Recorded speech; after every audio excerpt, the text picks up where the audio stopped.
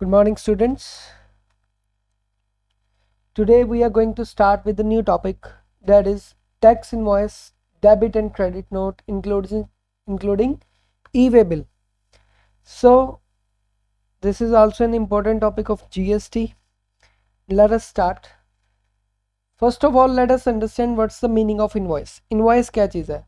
Basically जो हम bill मांगते हैं शॉप्स पे जाके, that is invoice. उसके अंदर जो टैक्स डिडक्टेड बिल होगा, जो परमानेंट इनवॉइस मानी जाती है. तो section 266 of the CGST act 2017 define invoice और tax invoice means tax invoice referred to in section 31.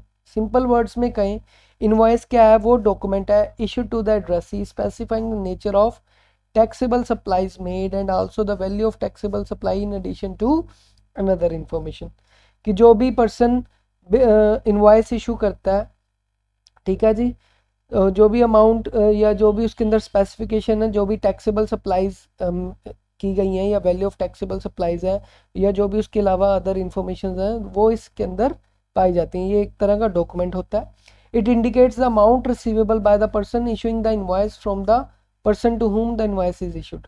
मतलब जो भी ये चीज़ क्या स्पेसिफाई करती है कि जिसने इनवॉइस इशू की है उससे कौन सी अमाउंट रिसीव की गई है. It is normally issued after the completion of supply of goods and services. ये कब इशू की जाती है? जब भी हमारी supply of goods and services complete हो जाती है तब इशू की जाती है. तो फीचर्स क्या हैं टैक्स इनवॉइस के? सबसे पहले एवरी टैक्सेबल पर्सन जो भी गुड्स एंड सर्विसेज सप्लाई कर रहे हैं वो इशू करते हैं टैक्स इनवॉइस. दूसरा डिटेल्स होती हैं जो भी रूल्स 1 में स्पेसिफाइड है, जो भी गुड्स की डिटेल्स हैं या उनके बिलिंग अमाउंट है, जो सारी इसके अंदर बताई जाती है. सीरियली नंबर्ड होता है. जो टैक्स इनवॉइस है should have been a unique consecutive serial number in which one और मल्टीपल सर्विसेज इंक्लूडिंग अल्फाबेट्स और न्यूमेरिकल्स, स्पेशल कैरेक्टर्स, हाइफन और डैशेज और स्लैशेज आर गिवन. तो इस तरह से इसकी सीरियली नंबर्ड किया जाता है इसे. एक इसके अंदर होता है HSN कोड, इसे बोलते हैं हार्मोनाइज सिस्टम नॉमेनक्लेचर कोड. तो it should contains HSN code of goods and accounting code of services in respect of tax invoices of taxable person having turnover beyond specified limit. तो जिसकी specified limit से ज़्यादा turnover है, मतलब वो एक harmonized system code के अंदर वो जो भी goods and services सप्लाई कर रहे हैं उस tax invoices में वो कोड मेंशन किया जाता है कि किस कोड के अगेंस्ट वो बिल बना रहे हैं. ये भी मेंशन होना ज़रूरी है. Then fifth, invoice for exports. In case you are doing exports, invoice for export should contains clear endorsement with required details. तो उसके अंदर जो भी एंडोर्स किया गए हैं गुड्स, तो उसकी क्लियर डिटेल्स साथ में होनी चाहिए. If the value less than ₹200 consolidated invoice. If the value of each invoice is less then ₹2000 consolidated invoice may be issued at the end of the day. अगर 200 से छोटी वैल्यू है इनवॉइस की तो एक कंसोलिडेटेड इनवॉइस डे एंड पे बनाई जा सकती है. स्मॉल एक्सपेंसेस के लिए कह सकते हैं. तो ट्रिप्लिकेट फॉर गुड्स. हाँ जी, जो टैक्स इनवॉइस है अगर गुड्स के केस में कहते हैं कि इसकी 3 कॉपीज बनानी चाहिए. वो हम फर्दर पढ़ेंगे कॉपीज किन किन के लिए बनती है. Tax invoice for goods shall be in triplicate with specified marking. तो then last is time limit. Tax invoice for supply services shall be issued within 30 days of the supply of services and in case of banking companies, NBFCs और FI invoice can be issued within 45 days. 45 days है. ठीक है जी.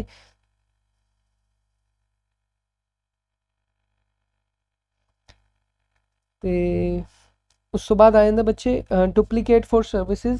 Tax invoice for services shall be in duplicate with. अगर services के case में बच्चे 2 copies बनाई जाती हैं उसे डुप्लीकेट कॉपी कहते हैं for specified marking. Special cases में in case of banking companies, for FIs, NBFCs, non-banking financial companies or telecom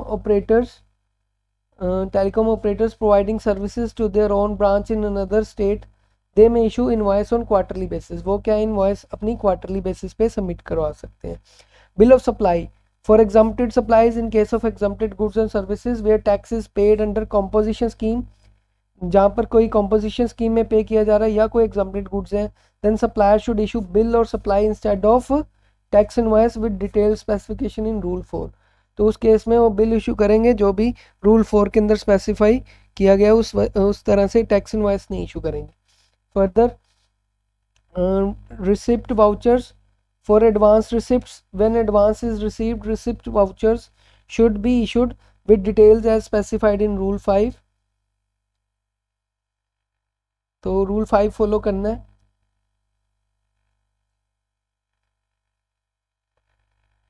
Of invoice rules, at that stage GST is payable but receipt cannot avail input tax credit. उस case में GST will payable ज़रूर होगा but input tax credit नहीं मिलेगा in case of goods and services और both have been received by him. ठीक है जी। When advance is received on receipt vouchers should be issued, उस केस में इनवॉइस रूल्स ये है कि जीएसटी पे ज़रूर किया जाएगा but input tax credit recipient can not avail input tax credit, ये भी रूल है। Then invoice of ISD input service distributors की बात कर रहे हैं, जो उनकी इनवॉइसेज होंगी उनको रूल 7 के इनवॉइस रूल्स फॉलो करने पड़ेंगे। डिलीवरी चलान भी होता है फॉर जॉब वर्क्स, जब कोई मटेरियल सेंड किया जाएगा जॉब वर्क्स में डिलीवरी चलान इशू किया जाएगा in triplicate containing details of rule 8 of the invoice rules, ताकि उनको रास्ते में कोई टैक्सेशन रिगार्डिंग कोई प्रॉब्लम ना आए। Goods in SKD, if goods are transported in semi knockdown conditions, complete invoice shall be issued before dispatch of first consignment. अगर वो semi knockdown conditions में ट्रांसपोर्ट की जा रही हैं तो पूरी की पूरी इनवॉइस फर्स्ट कंसाइनमेंट से पूरा का पूरा इनवॉइस फर्स्ट कंसाइनमेंट से पहले इशू कर दिया जाएगा। Then delivery challan should be issued for subsequent consignments, बाकी की कंसाइनमेंट्स के लिए डिलीवरी चलान दिया जाएगा। Original copy invoice shall be send with the last consignment, जो ओरिजिनल इनवॉइस है वो लास्ट कंसाइनमेंट के साथ ही भेजा जाएगा। उसके बाद आते हैं ई इनवॉइसेस। ई इलेक्ट्रॉनिक इनवॉइसेस की बात कर रहे हैं एज पर नोटिफिकेशन ऑफ 2019 13 दिसंबर। ये क्या है कि the class of tax payers who are required to generate an e invoice जिनकी एग्रीगेट टर्नओवर 100 करोड़ से ज़्यादा must generate e invoice from 1 October 2020। जिनकी इनवॉइस एग्रीगेट टर्नओवर 100 करोड़ से ज़्यादा वो ई इनवॉइस जनरेट ज़रूर करेंगे विद इफेक्ट फ्रॉम 1 अक्टूबर 2020। उसके बाद इनवॉइस हैविंग क्यूआर कोड, अगर क्यूआर कोड वाली कोई इनवॉइस है should be a registered person, वो रजिस्टर्ड पर्सन होना चाहिए।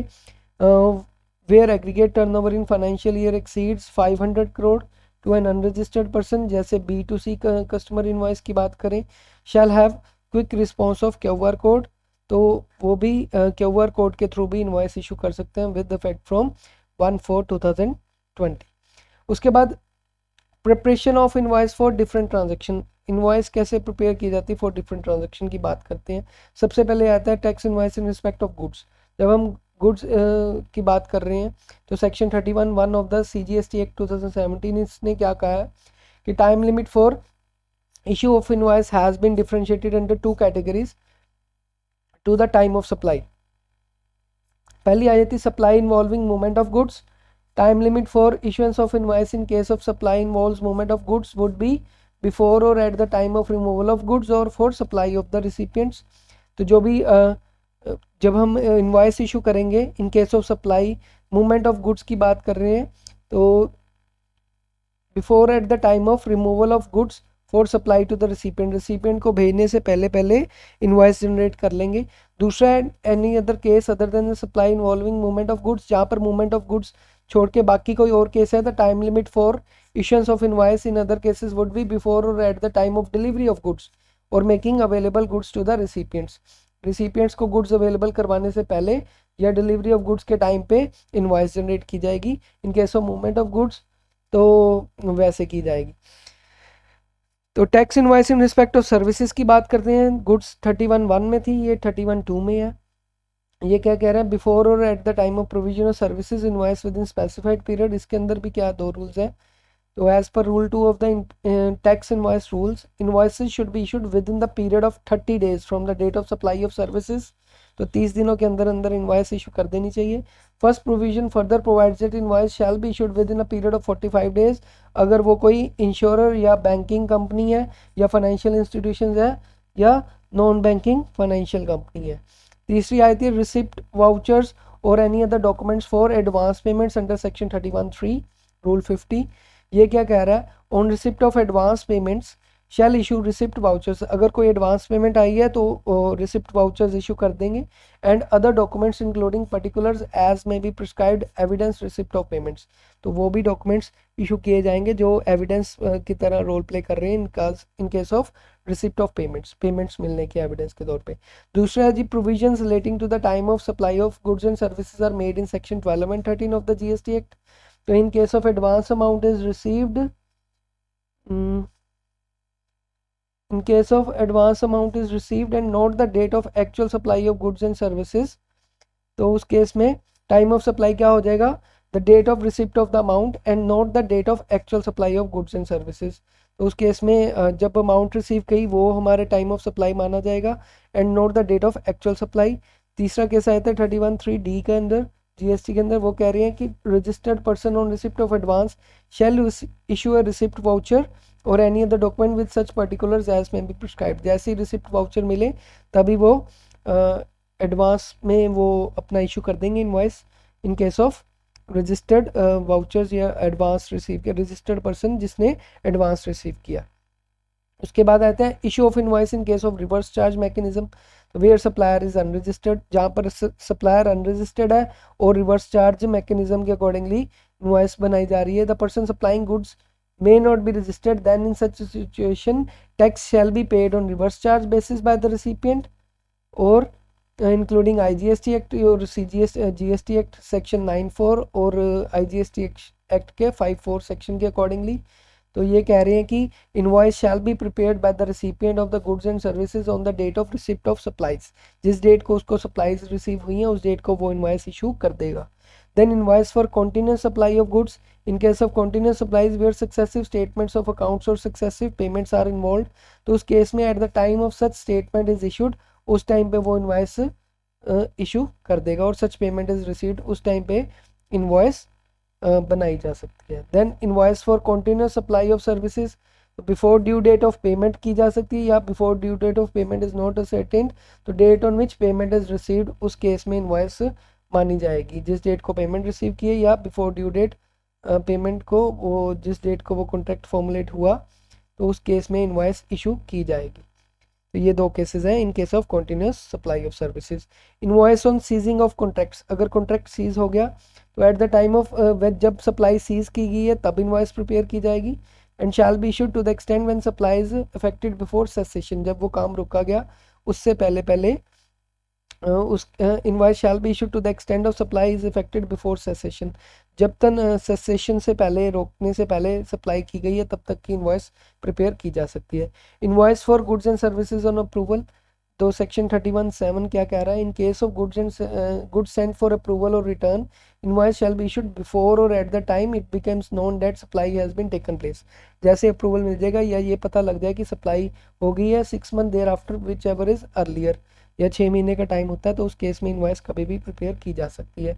No invoices and consolidation invoice under section 31(3)(b), fourth provision क्या कह रहा है, registered person may not issue tax invoice, कब नहीं इशू करेगा, अगर goods and services both supplied are less than 200, तो अगर 200 रुपये से कम है उसकी वैल्यू तो नहीं करेंगे। The recipient is unregistered and the recipient doesn't require such invoices, उसको सच इनवॉइस की ज़रूरत नहीं है तो नहीं करेंगे। ठीक है जी। रिवाइज टैक्स इनवॉइस, तो रिवाइज टैक्स इनवॉइस भी इसी तरह से रूल्स फॉलो करते हैं। फर्दर बात आती है जी मैनर्स टू इशू इनवॉइस, कैसे, अब ये देखो मैंने पहले ही कहा था कि जो गुड्स की टैक्सेबल सप्लाईज है उसके अंदर ट्रिप्लिकेट में इनवॉइस इशू की जाती है, एक ओरिजिनल कॉपी, एक डुप्लीकेट कॉपी, एक ट्रिप्लिकेट कॉपी। जो ओरिजिनल कॉपी है वो किसके लिए, रिसिपिएंट के लिए, डुप्लीकेट कॉपी ट्रांसपोर्टर के लिए जो गुड्स लेके जा रहा है एंड ट्रिप्लिकेट कॉपी सप्लायर के लिए जिसने गुड्स वो रिसीव किए। इन केस ऑफ जिसने गुड्स एक सप्लायर के लिए, एक रिसिपिएंट के लिए, जिसने सप्लाई की है और जिसने ट्रांसपोर्ट करवाई, या एक रिसिपिएंट के लिए ओरिजिनल कॉपी, तो ट्रिपलेट कॉपी जिसने सेंड की है goods. In case of taxable supply of services उसके अंदर डुप्लीकेट ही होते हैं, 2 कॉपीज होती हैं, एक original copy for recipient, duplicate copy for supplier, अगर सर्विसेज की बात करें। उसके बाद requirements for issuing of supplies, तो सप्लाईज ऑफ टैक्सेबल गुड्स और सर्विसेज इन रजिस्टर्ड पर्सन है तो टैक्स इनवॉइस इशू करने की ज़रूरत है उसके अंदर, अगर रजिस्टर्ड पर्सन है तो। अगर supply of exempted goods and services to a registered person है तो bill of supply required to be issued, तो उस केस में बिल ऑफ सप्लाई इशू किया जाएगा। फर्स्ट केस में टैक्स इनवॉइस इशू की जानी थी।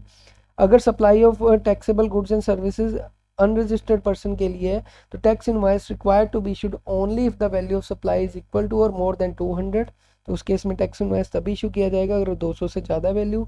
Where the unregistered person ask for invoice, उसमें अनरजिस्टर्ड पर्सन बिल मांग रहा है। and where value of supply is less than ₹200, then supplier may issue a consolidated invoice for the supplies made during the day। उस case में जो भी उसने supplies की हैं उसका कंसोलिडेटेड बिल बनाया जा सकता है। सप्लाई फॉर एग्जम्प्टेड गुड्स और services to an unregistered person, तो bill of supply required to be issued only if the value of supply is equal to और more than 200 and where that unregistered person ask for a bill of supply, तो उस case में भी वो bill demand किया जा सकता है, रिक्वायरमेंट की बात है तब इनवॉइस इशू की जाएगी। And where the supply is less than 200, उस केस में भी सप्लाईज की बात करें अगर सर्विसेज की बात हो रही है तो may be A consolidated invoice for supplies made during the day. तो इस तरह से अगर एग्जाम्प्टेड गुड्स हैं या सर्विसेज ऑफ अनरजिस्टर्ड पर्सन है तो अगर ये चीज़ें डिमांड होगी तब इनवॉइस जनरेट की जा सकती है। देन बिल ऑफ सप्लाई की बात करते हैं अंडर सेक्शन 31(3) रूल 49 क्या कह रहा है। अगर कोई रजिस्टर्ड पर्सन है सप्लाइंग एग्जम्प्टेड गुड्स और सर्विसेज और बोथ और paying tax under composition levy, उस केस में no tax invoice only bill of supply issue किया जाएगा। अगर या तो कोई एग्जम्प्टेड गुड्स या सर्विसेज सप्लाई कर रहा है या फिर कॉम्पोजिशन स्कीम ले रखी है paying tax under composition scheme, उस केस में no tax invoice only bill of supply is issued, ये कह रहे हैं। Further debit note and credit note ये कब इशू किए जाते हैं।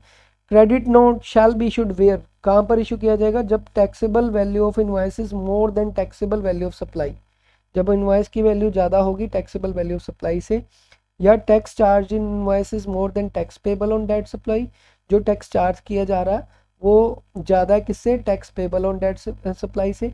And goods supplied are returned by the recipients, अगर गुड्स जो सप्लाई किए थे वो वापस आ गए रिसिपिएंट से तो उस केस में क्रेडिट नोट इशू किया जाएगा। And when the supply is found to be deficit, अगर सप्लाई कम पाई जा रही है, ठीक है, डेफिशिएंसी है उसके अंदर कोई, तो उस केस में भी क्रेडिट नोट इशू किया जाएगा।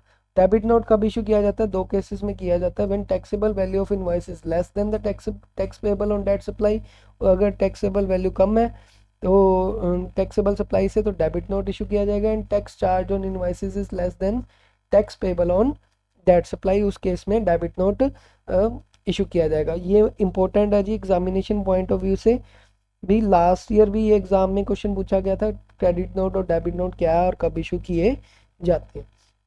फर्दर ई वे बिल, ये भी इंपॉर्टेंट है। ई वे बिल क्या होता है, इलेक्ट्रॉनिक बिल को कहते हैं, which was required for the movement of goods के अंदर, जीएसटी के अंदर जब गुड्स मूवमेंट ऑफ गुड्स करवाई जाती है, where value of goods exceeds 50,000, जहाँ पर गुड्स की वैल्यू 50,000 से ज़्यादा है तब ई वे बिल जनरेट करना इसेंशियल हो जाता है। फॉर सर्टेन स्पेसिफाइड एक्सेप्शंस भी है related to mode of transportation specified in CGST rule 2017। Format क्या है, दो तरह से, जिसके अंदर बेसिक डिटेल्स और दूसरे में ट्रांसपोर्ट डिटेल्स इशू की जाती है इंक्लूडिंग व्हीकल नंबर। जो बेसिक डिटेल्स है उसके अंदर GSTN नंबर होगा ई वे बिल में, place of delivery pin code के साथ, इनवॉइस और चलान नंबर और डेट होगी, value of goods HSN code होना ज़रूरी है, transport document numbers, goods receipt number और रेलवे रिसिप्ट नंबर या एयरवे बिल और बिल ऑफ लेडिंग नंबर, अगर जिस तरीके से भी ट्रांसपोर्ट करवाए जा रहे हैं गुड्स वो सभी नंबर डिफाइन किए जाएंगे। एंड रीजंस फॉर ट्रांसपोर्टेशन, किस लिए वो की जा रही है। और पार्ट बी में contains transport details including vehicle number, वो भी साथ में दिया जाएगा। This is all about the E way bill and how would who should generate E way bill and when, कब करना चाहिए, जब कोई कंसाइनर या कंसाइनी को या ट्रांसपोर्टर को या प्रिंसिपल को या e way bill in case of exempted person, कैसे कैसे होंगे, जब कोई ट्रांसपोर्टेशन का ट्रांसपोर्ट कर रहा है कोई कंसाइनर या कंसाइनी, उस केस में ओन्ड है या हायर्ड कन्वेंस है तब ई वे बिल जनरेट करेगा। बाय रेलवेज गुड्स ट्रांसपोर्ट कर रहे हैं, बाय एयर कर रहे हैं या बाय वेसल बाय सी वेज कर रहे हैं तो उस केस में गुड्स सेंड किए जाएंगे। अगर कोई ट्रांसपोर्टर है when goods are handed over to a transporter for transportation by roads, तो अगर गुड्स को बाय रोड्स के थ्रू ट्रांसपोर्ट हैंड ओवर किए गए हैं गुड्स तो उस केस में ई वे बिल जनरेट किया जाएगा। when either consignor or consignee generates e-way bill and value of goods is more than 50,000, अगर गुड्स की वैल्यू 50,000 से ज़्यादा है तब वो बिल ई वे बिल जनरेट किया जाएगा। प्रिंसिपल्स के केस में when where guide sends by a principal located in one state to a job worker located in another state. तो अगर कोई पर्सन दूसरी स्टेट में उनका जॉब वर्कर काम कर रहा है तो उस केस में प्रिंसिपल ने अगर कोई गुड्स भेजे हैं तो उसके लिए ई वे बिल जनरेट किया जाएगा for the value of consignment. Last में e way bill in case of exempted person, when handicraft goods are transported from one state to another by a person who has been exempted from registration, उस case में e way bill will be generated by the said person. उस case में भी ई way bill generate किया जाएगा। अगर suppose कोई handicraft goods send किए जा रहे हैं वो एग्जम्प्टेड है तो उस केस में भी ई वे बिल जनरेट किया जाएगा for the transportation person purpose. I hope you like the video. If you have any query you can put it into the comment below. Thank you so much.